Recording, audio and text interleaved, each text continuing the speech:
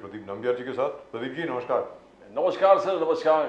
आज गणपति का 5वां दिन है, गौरी भी शायद आज जा रही हैं। एग्जैक्टली। तो आप सब लोगों को गणपति की बहुत बहुत बधाई। और साथ में आज राधाष्टमी भी है, राधा जी का जन्मदिन है। श्री राधे राधे राधे राधे। श्री राधे राधे। आप सब लोगों को जय हिंद, जय महाराष्ट्र, जय भवानी, जय शिवाजी, वंदे मातरम। वंदे मातरम। प्रदीप जी और मैं हैं दोनों नेशन नाउ पर। नेशन नाउ हमेशा आपके साथ है और हमेशा आपके साथ ही रहेगा। और इस वक्त हमारे साथ हैं कांग्रेस के नासिर हुसैन साहब, हमारे बड़े पुराने मित्र और one of the most articulate spokespersons and well informed spokespersons of the Congress party at the moment with us. Nasir sahab नमस्कार। सर नमस्कार। नमस्कार नमस्कार नमस्कार sir, how are you sir? नमस्कार। आज बिल्कुल ठीक लग रहे हैं सर, बड़े मुस्कान भी अच्छी है, सब कुछ अच्छा है। मतलब को मुस्कान नाम की कोई गर्लफ्रेंड है क्या?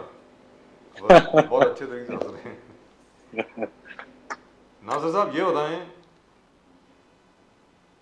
पहले कभी आपने देखा है ऐसा कुछ लोकसभा में जो कल हुआ? आदरणीय सम्मानीय रमेश बिदूरी साहब ने जो अच्छे अच्छे श्लोक सुनाए दानिश अली साहब के लिए, आपने कभी पहले ऐसा सुना या देखा है? पूछ रहा हूँ आपसे, मैंने तो कभी नहीं देखा। ना मैंने सुना, ना मैंने कभी देखा, ना मुझे इल्म है इस बात की कि उस तरह के अल्फाजों का इस्तेमाल एक माइनॉरिटी के एमपी के लिए एक बहुत संख्यक के लोग बोल रहे हैं। मैं हैरान और परेशान हूँ क्योंकि एक अल्फाज और पीछे बैठे हुए लोग हंस रहे हैं। एक बात एक सिर्फ कुंवर दानिश अली की नहीं थी, बात तमाम उन माइनॉरिटी के लोगों के लिए। जब ए मुल्ला ए इस तरह के अल्फाज आतंकवादी, एक संसद में जो अभी अभी ओपनिंग हुई, जिसमें कल अभी शुरुआत हुई, उस मंदिर में लोकतंत्र के इस तरह की अल्फाज बोली जाएगी, जो संसद हम माइनॉरिटी को प्रोटेक्ट करने के लिए है, उस संसद के अंदर इस तरह के अल्फाज हो, हम तो हैरान और परेशान हैं। ये किस तरह के अल्फाज हैं? और भारतीय जनता पार्टी के अभी आपने बोला दो सीनियर लोग, डॉक्टर हर्षवर्धन जी हो, डॉक्टर रविशंकर प्रसाद जी हो, और वो मुस्कुरा रहे हैं। उन्हें रोकने के बजाय मुझे लग रहा है उनकी हौसला अफजाई कर रहे हैं। तो क्या ये लोकतंत्र के मुंह पे तमाचा नहीं है जब लोकतंत्र के मंदिर में बैठ के इस तरह के अल्फाज लोग निकाले? और भारतीय जनता पार्टी जो अपने आप को सबसे अलग कहती हो, दुनिया की सबसे बड़ी पार्टी, और वो खामोश हो जाए और उस हम कहते हैं हम पे गलतियां निकालो और दूसरे पार्टियों में गलतियां निकालो, उन गलतियों से आपकी गलतियां कम नहीं हो जाती है। आप अपने गलतियों को बताओ जो वहां पे आपने कल किया, और अभी तक कोई कार्रवाई नहीं हुई है क्योंकि उन्हें मालूम है कि संसद के अंदर उन्हें एक रिप्लेस मिला हुआ है, वो कुछ भी अनाप शनाप वहां बयान करके चले जाए। क्या यही इसलिए ये लोकतंत्र के मंदिर में जनता ने इनको 3 लाख 4 लाख वोटों से जिता के भेजा है कि किसी एक कौम के लोग को तुम गाली दो और तमाम माइनॉरिटी के लोगों पे तुम हमला करो? क्या इस तरह से जब वहां आप आते हैं, आप संविधान की कसम खाते हैं, तो आप बोलते हैं किसी धर्म के लिए नहीं है, तमाम हिंदुस्तानियों के लिए, तब एक धर्म को क्यों टारगेट किया? इसका जवाब भारतीय जनता पार्टी को, खास करके हमारे देश के प्रधानमंत्री को जरूर देना चाहिए बजरंग भाई। लेकिन मैं आपको ये जानना चाह रहा हूँ कि जो अभी खबर जो आई है ना, we don't know whether it is true और not, must be true because PTI has created it. PTI ने किया है। आदरणीय सम्मानीय स्पीकर साहब जो हैं हमारे ओम बिरला साहब, उन्होंने वार्निंग दी है साहब, बड़ी सीरियस वार्निंग दी है उन्होंने इसको, रमेश बिदूरी साहब को। उन्होंने कहा कि भाई देखो, ये अनपार्लियामेंट्री लैंग्वेज का इस्तेमाल बिल्कुल गलत है, अगर तुमने दोबारा किया तो we will take serious action. सख्त कार्रवाई होगी अगर दोबारा किया। दोबारा होगी तो मतलब सर ये मुझे समझ में नहीं आया, आपको समझ में आया क्या? हो सकता है कि मैं मंद बुद्धि का हूँ, हो सकता है कि हम उस जनरेशन के हैं कि अपने दुश्मन को भी आप और जी कह के हम लोग पुकारते हैं, जो हमें गाली दे रहा उसको भी जी कह के पुकारा जाता है। तो नहीं, इसका इशारा तो मतलब मुझे समझ में नहीं आया। बिल्कुल, मुझे इशारा तो उसी दिन मिल गया था जब ये लोकतंत्र के मंदिर में ये लोग आ रहे थे, जब संविधान लोगों को दे रहे थे, तो उसके अंदर सेकुलर और ये सोशलिस्ट ये वर्ड खत्म था, तो उस दिन मुझे समझ में आ गया था इनका इरादा क्या है। तो हम लोगों ने उस दिन आवाज उठाई थी कि जो आपके संविधान में उसको बदल दिया, कब बदला ये हमें पता नहीं। जब हमने संविधान हम लोगों ने देखा तब मालूम होता है उसमें सोशलिस्ट नहीं है, सेकुलर नहीं है। तो आखिर ये क्या था? तो उन्होंने साबित कर दिया कि हमने बदल दिया और ये तुम्हारी हैसियत है माइनॉरिटी की, उन्होंने ये दिखाया। और ये जो बोलते हैं कि एक वार्निंग दिया, ये कोई वार्निंग नहीं, ये तमाशा है जो पूरी दुनिया ने देखा, पूरे हिंदुस्तान ने देखा। एक लोकतंत्र के मुंह पे जो तमाचा हुआ, ये क्या वार्निंग है कि आप नेक्स्ट टाइम करोगे? जो चंद से जो छोटी छोटी बातों पे आप सस्पेंड कर देते हो। अभी भी राज्यसभा के, मुझे शायद अभी भी इल्म अगर गलत हूं या सही मुझे पता नहीं, अभी भी 2 राज्यसभा के आम आदमी पार्टी के एमपी सस्पेंड है। सस्पेंडेड है सर, अभी भी सस्पेंडेड है। संजय सिंह जी वो अपना अडानी के ऊपर चाहते थे कि एक डिस्कशन हो, उन्होंने नारे लगाए फ्लोर ऑफ द हाउस में जाकर के, धनखड़ साहब ने उनको सस्पेंड कर दिया।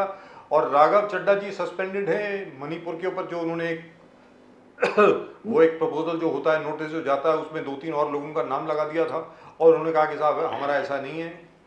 अब but by the way even that Pradeep ji, knowing parliamentary procedure and I have covered parliament, क्या होता है कि जब भी कोई नोटिस ऑफ डिस्कशन दिया जाता है उसमें आप 3-4 लोगों के नाम लगा देते हैं, उनको पूछने की भी जरूरत नहीं होती। If they want to associate themselves, they do, and if they don't, they don't. That is not a crime. By the way, that is not unparliamentary. Parliamentary procedure का वो वायलेशन नहीं है। और फिर भी ये दोनों लोग जो हैं वो अभी सस्पेंडेड हैं। सर बताएं। नहीं, वो भी सस्पेंडेड है, प्लस हमारे LOP leader of opposition Lok Sabha के अधीर रंजन चौधरी को भी इन्होंने सस्पेंड किया था। छोटी छोटी बातों पे ये सस्पेंड कर देते हैं, तो बाद में उन्होंने विड्रॉल किया।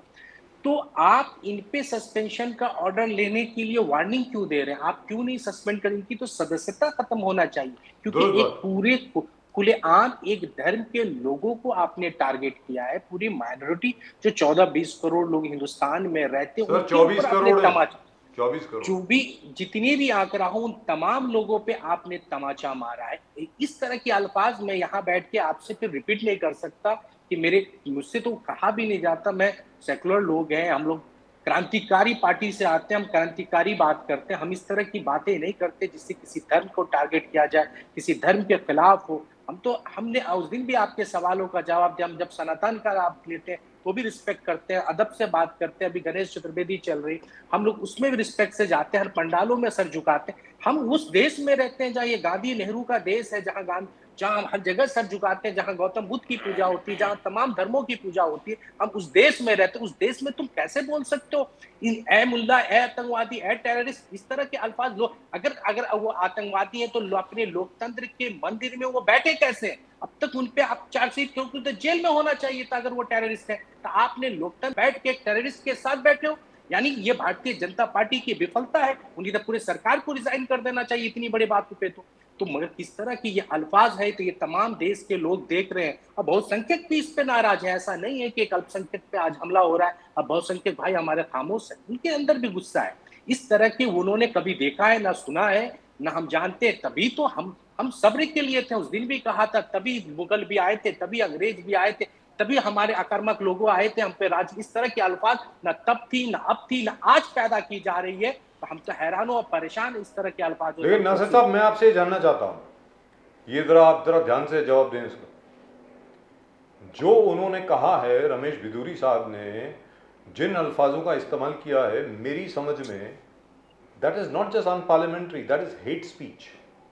एंड इवन दो, पूरी बात सुन लें, even though he is protected at the moment by, I think, section 105 if I'm not mistaken, okay, anything said on the floor of the house, you are not criminally liable for it. But by the way, that petition has been sent to a 7-judge bench of the Supreme Court ever since telecast of parliamentary proceedings have started.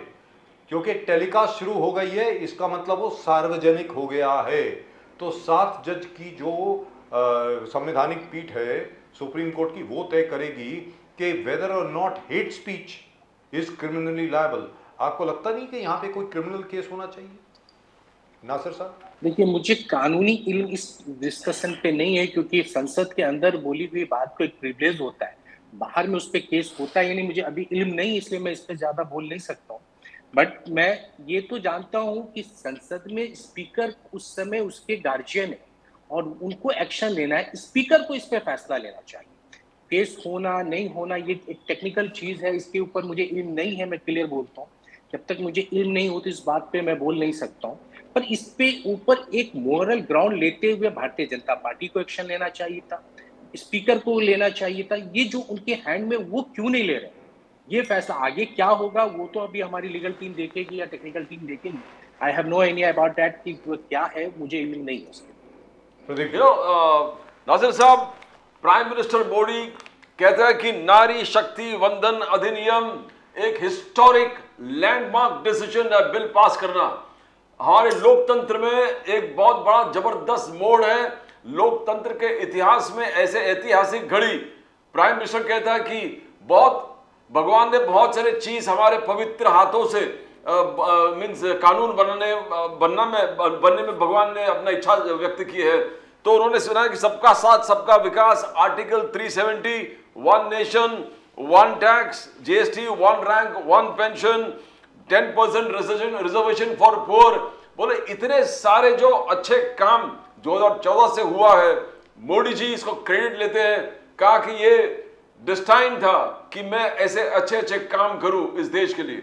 Rahul Gandhi जी का कहना है कि आप तुरंत इसको implement करें, OBC reservation इसमें नहीं है, डिलिमिटेशन के लंबे प्रोसेस में ना जाएं, इमीडिएट इंप्लीमेंटेशन हो। तो कैसे आप देखते हो? बट बीजेपी का कहना है अगर ओबीसी को किसी ने महत्व दिया है, एम्पावर किया है, वो मोदी साहब ने दिया है, बीजेपी ने फर्स्ट ओबीसी प्राइम मिनिस्टर देश को दिया है। तो सर नासिर साहब, इस तरफ आप है कि इस चीज को आप क्वेश्चन कर रहे हो और यहां पर बीजेपी का पूरे एक्सप्लेनेशन है, बोले कि जो किसी ने नहीं किया वो मोदी करके दिखाया, मोदी है तो मुमकिन है। नासिर साहब, ठीक है, मुझे लगता है आपकी दो सवाल, एक महिला पे एक ओबीसी पे। और आप बोलते हैं कि ओबीसी और महिला के ऊपर, मैं पहले महिला पे ही बात करता हूँ। हम पहले ही अभी आपके अल्फाज में कमेंट्री में ही बोला कि हम क्रांतिकारी पार्टी के लोग, हम जो फैसला लेते हैं क्रांतिकारी होता है। 1931 में मैं थोड़ा सा इतिहास में लेके चलता हूँ, हमारा कराची का अधिवेशन था, उस समय महिलाओं को वोट का राइट के लिए किसी ने उस अधिवेशन में पास किया था, तो वो कांग्रेस की। तो हम महिलाओं के हक के लिए 1931 से ही हम लड़ रहे हैं। तो ये नहीं कह सकते कि हम महिलाओं को ये तो हमारे उनके वोट के खिलाफ थे ना, ये कैसे बोल सकते हैं उनके फेवर में थे? आप बताइए कब ये महिलाओं के फेवर, ना उनके वोटिंग के राइट के फेवर में थे, ना हम जब राज्यसभा में से पास करके लेके आ रहे थे लोकसभा में, तो यही लोग खिलाफ थे ना। सुषमा स्वराज खराब थी, अटल बिहारी वाजपेयी जी खिलाफ थे, जसवंत सिन्हा जी खिलाफ थे, लाल कृष्ण आडवाणी जी खिलाफ, ये लोग खिलाफ थे ना। इनसे पूछना चाहिए तुमने उस वक्त मुखालफत क्यों किया था, इनसे ये पूछना चाहिए था ना। कुछ हमारे उस आज के हमारे घटक दल भी नाराज थे, मगर सबसे बड़ी ओपोजिशन उस वक्त की ये लोग क्यों नाराज थे उस बिल से, उनसे ये आज सवाल करना चाहिए। हम आपने ये बिल पास लेकर आए, तो इस बिल को पास करने के लिए कांग्रेस के तमाम मेंबर ऑफ पार्लियामेंट ने वन साइडेड वोट दिया है। हो सकती है थोड़ी बहुत हम लोगों ने उसके ऊपर कुछ क्रिटिसिज्म किया हो, इस बिल में सुधार होनी चाहिए, ये होना चाहिए, ठीक है, मगर उस बिल को पास करने में पूरी पार्टी ने सहयोग दी है। तो आप ये नहीं कह सकते कि हमने इस अधिवेशन, इस कांग्रेस के महिला बिल को रोकने के लिए हमने काम नहीं किया, हमने इसके ऊपर रेगुलर काम किया है। ये राजीव गांधी की सोच रही है कि महिला बिल हो, तभी तो पंचायत इलेक्शन में हो, लोकल बॉडी इलेक्शन में हो, हमने रिजर्वेशन लाया लोगों को। आज देखिए इसके वजह से 33% महिलाएं हमारे इधर आ गई। महाराष्ट्र में देखिए 50% लोग, ज्यादातर किसी में कॉर्पोरेशन इलेक्शन में उनको वोटिंग का राइट, ये सीट दिया जाता है। तो आखिर क्यों? ये राजीव गांधी की सोच थी ना, लोकल बॉडी इलेक्शन में वो लोग चुन के आए। धीरे धीरे ये भारतीय जनता पार्टी की वजह से इतने सालों से अटका रहा है। तो अभी इन्होंने ये बिल पास तो कर दिया, मगर कोई आज भारतीय जनता पार्टी की कोई भी शख्स ये कह सकते हैं ये कब लागू होगा, कब से शुरू होगा? क्योंकि डिलिमिटेशन का जो रोक है वो 2026 तक रोक है। अभी रोक किस लिए लगा था? रोक इसलिए लगा था जनसंख्या की, क्योंकि साउथ की जो पॉपुलेशन थी वो कंट्रोल में रही है, नॉर्थ की पॉपुलेशन हायर रही, बजाज भाई को शायद ये पता होगा, जी। तो डिलिमिटेशन जो है इसके वजह से 2026 तक रोक है। फिर सिर्फ पॉपुलेशन के लिए रोक है ना, डिलिमिटेशन इसके लिए नहीं रोक है कि आप सीट बढ़ा नहीं सकते, घटा नहीं, इसके ऊपर कोई रोक सुप्रीम कोर्ट ने नहीं लगा रखा है। तो कानूनी रोक से सिर्फ पॉपुलेशन के हिसाब से आपको डिलिमिटेशन नहीं करना है, तो आप क्यों नहीं अभी करते हैं? आप लागू लागिए, कल से चालू करिए, मगर आपको नहीं, क्योंकि 2026 का वो बहाना लेना है, फिर 3 साल उसके लिए 31 आएगा। यानी कि ये बिल मुझे लगता है, जहां तक मेरी सोच समझ बोलती है, ये 39 के आसपास जाके शायद ये महिलाओं को ये इसका फायदा मिले जो आज पास हुआ है। 39 में आज कुछ भी नहीं होने वाला है, तो क्यों नहीं अभी कर रहे हैं? क्यों नहीं ओबीसी समाज के लिए सोच रहे हैं? क्यों नहीं? हमने कहा था ओबीसी मंडल कमीशन हमने ही बनाया था, हमने ही उनको फायदा दिया था। वो आप महिलाओं की बात करेंगे तो सबसे पहला प्रधानमंत्री महिला देने वाली कोई पार्टी है तो कांग्रेस है, सबसे पहली प्रधान राष्ट्रपति देने वाली कोई पार्टी है तो कांग्रेस है, सबसे पहली सीएम बनाने वाली कोई पार्टी है तो कांग्रेस है, तो सबसे पहली लोकसभा स्पीकर बनाने वाली है तो कांग्रेस। तो कांग्रेस पे ये इल्जाम नहीं ला सकते कि हम महिलाओं को आगे नहीं किया है। आपको पूछना चाहिए आज जितने राज्यों में भारतीय जनता पार्टी की कितनी महिलाएं उनकी मुख्यमंत्री आज बताएं, आपने कितने %? आप सिर्फ बोलते ना, कुछ बातें कह के आप घूम जाए, हम उस पे चुप हो जाए, उनमें से हम नहीं। हम कहते हैं हम क्रांतिकारी लोग हैं, हमने एक दिन में कोई क्रांति नहीं आता है बजाज भाई और राजीव, कोई एक दिन में क्रांति आने में टाइम लगता है। हमने महिलाओं की 1931 से जो क्रांति की परचम लहराई, वो आज जाके अब तक लहराया जा रहा है। वो जो लौ हमने जलाई, आज तक वो रोशनी हो रही है, तब जाके महिलाओं को आज यहाँ तक आए। फिर भी इन्होंने आज अरंगा लगा के उसको फंसाने का काम किया, जो जाके 39 में शायद जाके उनको रिजर्वेशन। तो हमें ये एलिगेशन न लगा कि उन्होंने हमने ये आप महिलाओं के लिए आपने कभी काम किया नहीं है, महिलाओं के लिए आपकी सोच रही नहीं है। एक बोलते इलेक्शन के लिए एक सिर्फ सगुफा छोड़ा है, ये इलेक्शन तक ये चलता रहेगा। नहीं तो क्यों आप नया सीट बना रहे? आप जो आज 500 कुछ सीट है उसमें ही क्यों नहीं रिजर्वेशन दे देते? अभी नया परमिशन बनेगा, नया डेलिमिटेशन होगा। नासिर साहब वही राहुल गांधी जी का कहना है, राहुल गांधी जी का कहना है कि the prime minister is running away from caste based census, caste based जातीय बेस्ड जनगणना से प्राइम मिनिस्टर भाग रहा है। That is Rahul Gandhi charge. Rahul Gandhi ji आगे जाके कहता है कि 90 सेक्रेटरी में से सिर्फ 3 सेक्रेटरी ओबीसी के हैं, सिर्फ 3 सेक्रेटरी ओबीसी के हैं, और वो सिर्फ 5% ऑफ द एंटायर बजट वो डिसाइड करते हैं। बोले कि सोशल एम्पावरमेंट ऑफ ओबीसी नहीं हुआ। राहुल गांधी जी का चार्ज है इस सरकार पे कि यू हैव नॉट प्रोमोटेड और एम्पावर्ड ओबीसी। राहुल गांधी जी का चार्ज है। मगर बीजेपी का कहना है, अमित शाह ने गिनाया कि 303 में से 85 बीजेपी के एमपीज ओबीसीज के हैं, ओबीसीज के हैं, और बिना रिजर्वेशन बीजेपी ने ऑलरेडी लागू कर दिया है। बोले कि जहां ओबीसी है ये गिनती है, जब महिला है 42 एमपी वुमन है बीजेपी का, लेडीज है लोकसभा में, 14 राज्यसभा में है और 10 मंत्री है महिला। तो बोले कि बीजेपी ने हर चीज को, कांग्रेस ने सिर्फ लिप सर्विस दिया है, मुंह से बोलना, इंप्लीमेंट नहीं करना। अमित शाह, जेपी नड्डा का कहना है, बट बीजेपी ये प्रोविजंस ना होते हुए हर प्रोविजन चीज को एम्पावर किया है। How do you see Nasir साहब, राहुल गांधी जी का चार्ज और अमित शाह जी और जेपी नड्डा जी का रिस्पॉन्स? देखिए, पहला आपने थोड़ी आपकी शायद आपने राहुल गांधी कहता वर्ड यूज किया, फिर आपने सुधार किया, इसके लिए शुक्रिया। मुझे नहीं लगा आपने ये अल्फाज क्यों यूज किया, क्योंकि राहुल जी एक रिस्पेक्टेबल चीज है, रिस्पेक्टेबल हुआ, मगर ठीक है आपने सुधार किया, इसके लिए शुक्रिया।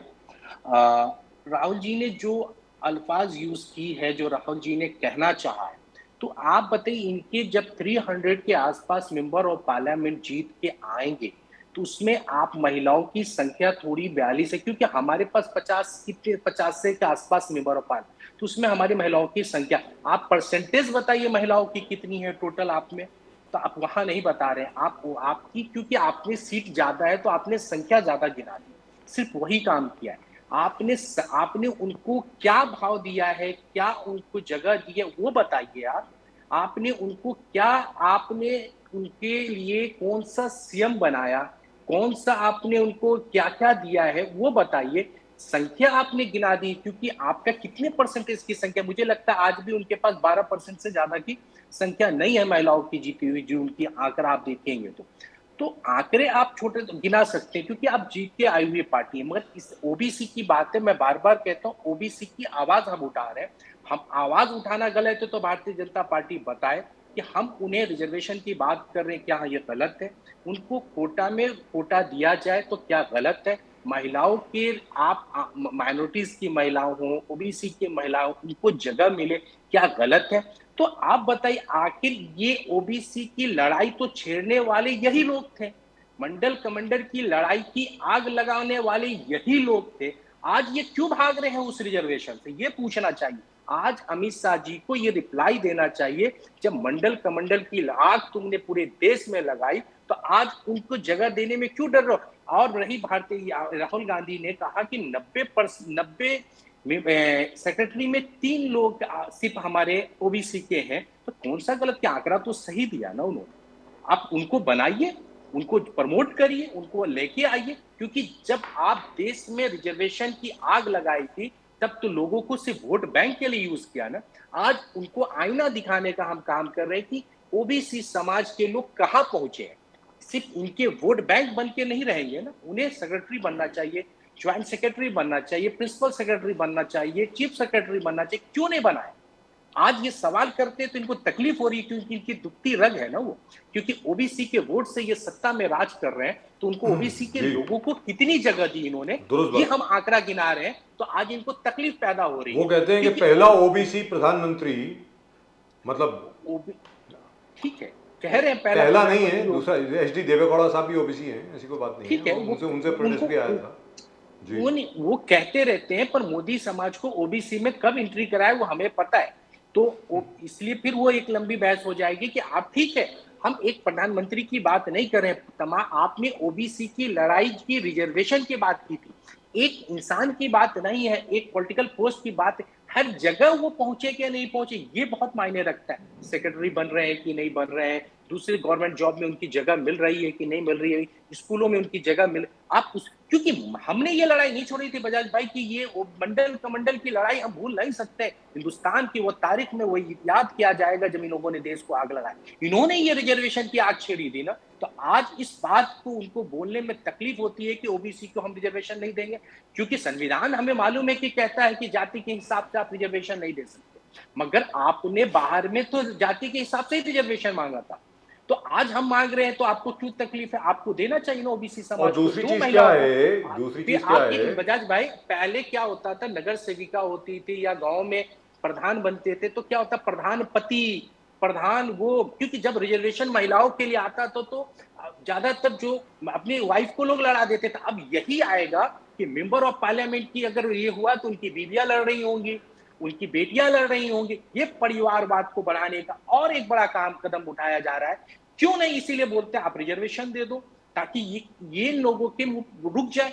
पर आप फिर वही होगा कि मेंबर ऑफ पार्लियामेंट या तो वाइफ रहेगी या उनके पति रहेंगे, ले देके ये सीट उनके परिवारों में ही घूमता रहेगा। लेकिन यहाँ पर खड़गे साहब ने जो कहा है, जो खड़गे साहब ने कहा, मल्लिकार्जुन खड़गे साहब ने, वो बहुत इंपॉर्टेंट है, बड़ी अहम बात है। उन्होंने ये कहा कि 92 और 93 में, 92 में पंचायती राज में और 93 में लोकल बॉडीज में, नरसिम्हा राव जी के वक्त जो रिकमेंडेशन थी राजीव गांधी के टाइम की, उसको इम्प्लीमेंट किया गया और फौरन इम्प्लीमेंट किया गया।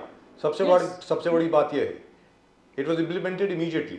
तो खड़गे साहब का ये कहना है कि इसको क्यों नहीं कर सकते, प्रॉब्लम क्या है, इसको भी करिए। क्योंकि जब पंचायती राज में 33% रिजर्वेशन दिया गया, लोकल बॉडीज में 33% रिजर्वेशन दिया गया, तब डीलिमिटेशन का इंतजार किसी ने नहीं किया, क्योंकि भाई फौरन इंप्लीमेंट कीजिए। तो the same thing can be done now, what is the problem? Sir, मैं अभी बताया ना आपको कि ये एक टेक्निकल बहाना लेके निकलना चाह रहे हैं, जो कोर्ट से 2026 तक की रोक है। मैंने अभी बताया ना, पॉपुलेशन के हिसाब से वो रोक लगी हुई थी। मैंने अभी आपको टेक्निकल चीज पहले ही बताया, 2026 तक डेलिमिटेशन की रोक है कि आप पॉपुलेशन के हिसाब से नहीं कर सकते, मगर इन्होंने वही बहाना बना के निकल गए कि 2026 तक रोक है, 3 साल इसको काउंटिंग में लगेगा, 29 तक। तो 29 तक दूसरा इलेक्शन आ जाएगा, तो आप कब पेश करेंगे? 5 साल, 35। तो 35 में जाके या 39 में जाके इनको रिजर्वेशन का फायदा मिलेगा महिलाओं को।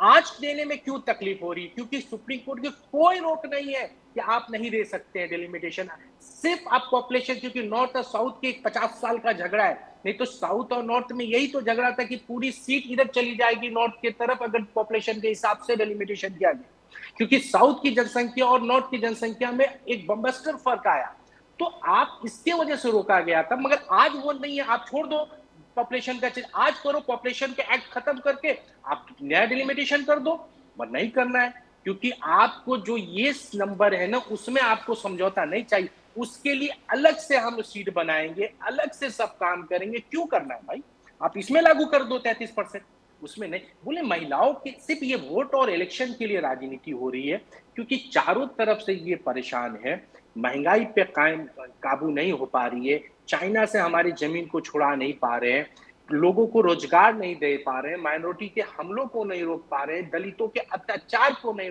तो इनके पास एक महिलाओं के रिजर्वेशन का सगुफा छोड़ा है कि हम उस पर कोई मानेगा उसको क्या?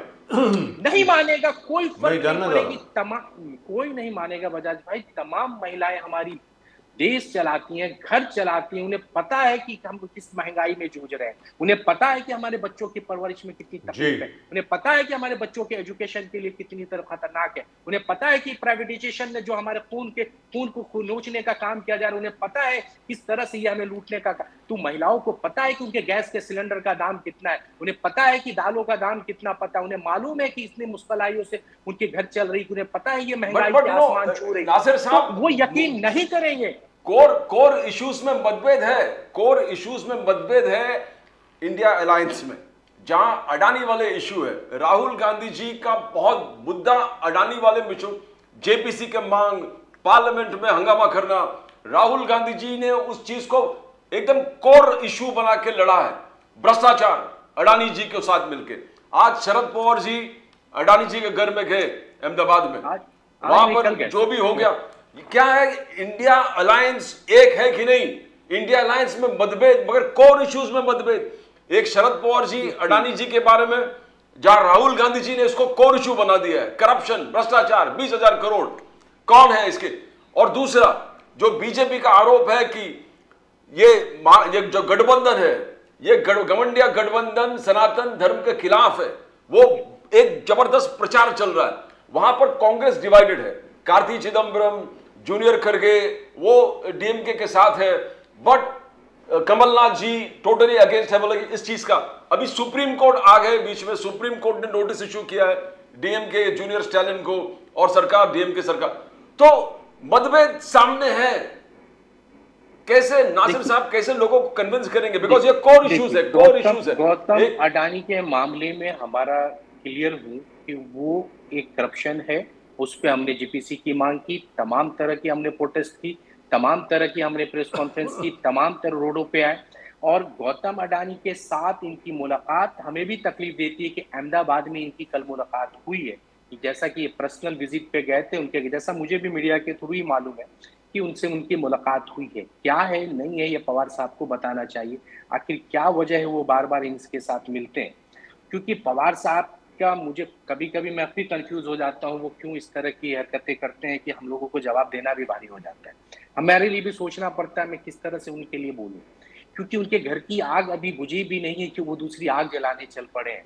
अभी देखिए एनसीपी की इतनी बड़ी लड़ाई चल रही है, उन्हें हम लड़ता हुआ नहीं देखते हैं, हमें समझ में नहीं आता है, जो हाँ उनको लड़ना चाहिए वहां वो क्यों खामोश हो जाते हैं, मुझे कुछ समझ में नहीं आता है उनकी क्या है, कैसे है वो पवार साहब ही। पर रही करप्शन की बात, तो करप्शन हर जगह हो रही है। आपने नोएडा में ही एक, ग्रेटर नोएडा के पास एक डेवू मोटर कार कंपनी थी, शायद बजाज भाई जानते होंगे, आप भी जानते, तो डेवू कार की जब वो कंपनी बर्बाद हो गई, उस जमीन के लगभग 12,000 करोड़ रुपए के आसपास आज की मार्केट वैल्यू थी, उसे 400-500 करोड़ रुपए में मोदी योगी सरकार ने बेच दिया अपने चहीते को।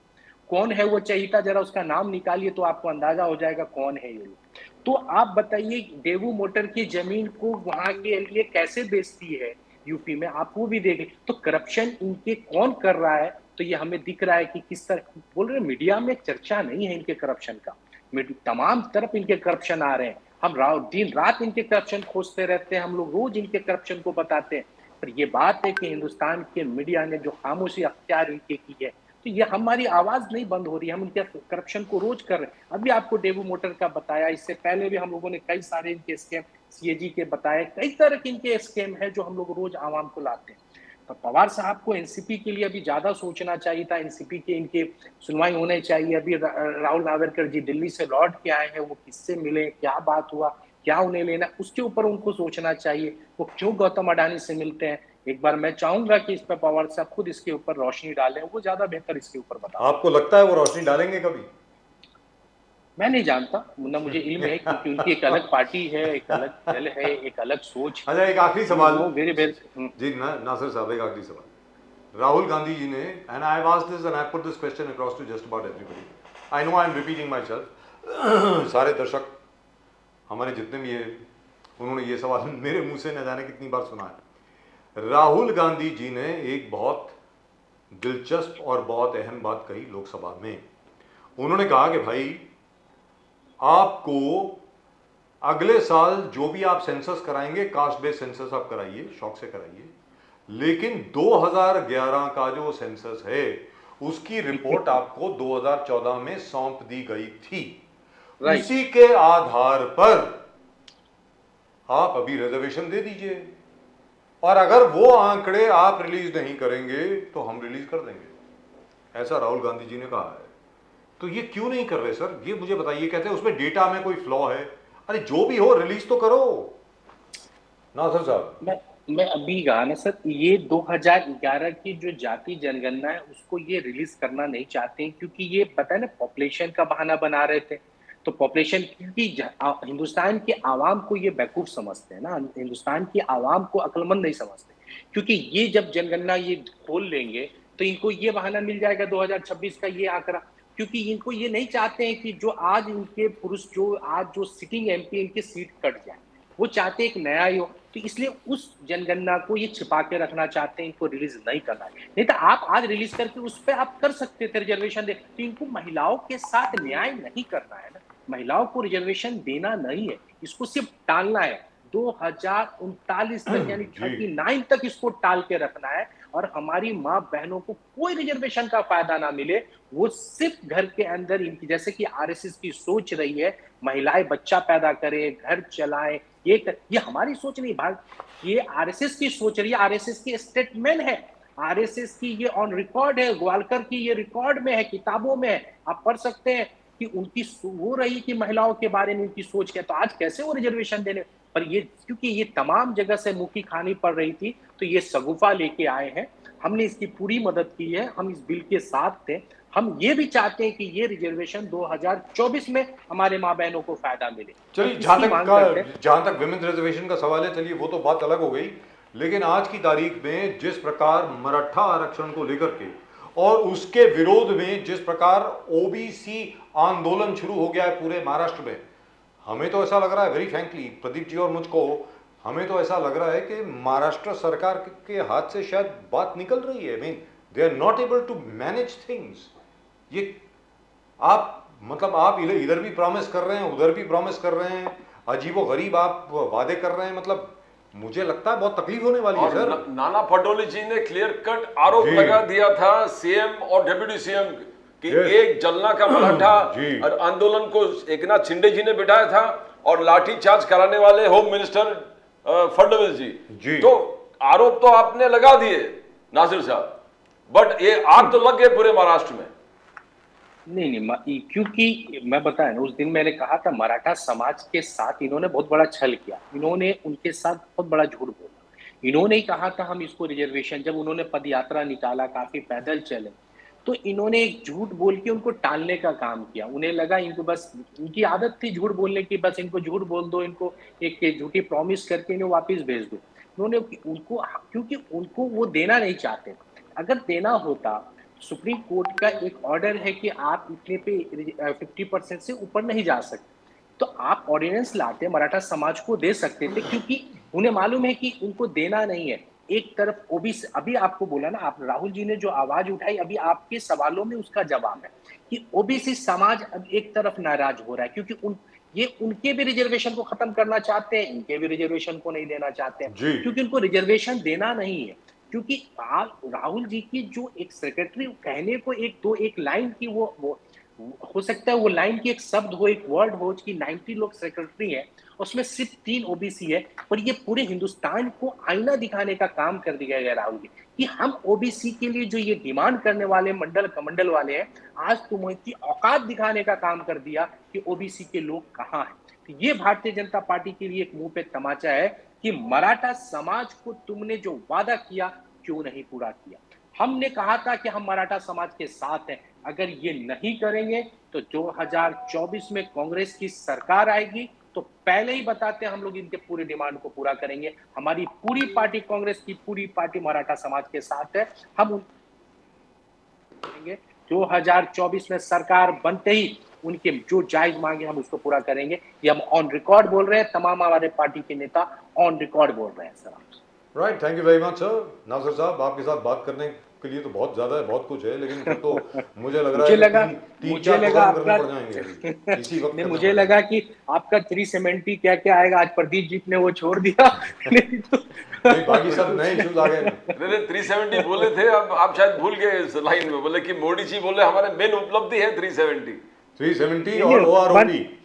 नहीं, मैं आज भी कहता हूँ आप 370 पे एक शो रखिए पूरे 1 आवर का, मैं उस पर जवाब देता हूँ। 1 घंटा शायद ज्यादा भी लग सकता है। लग सकता पूरी 370 मैं पूरा क्लियर करता हूँ।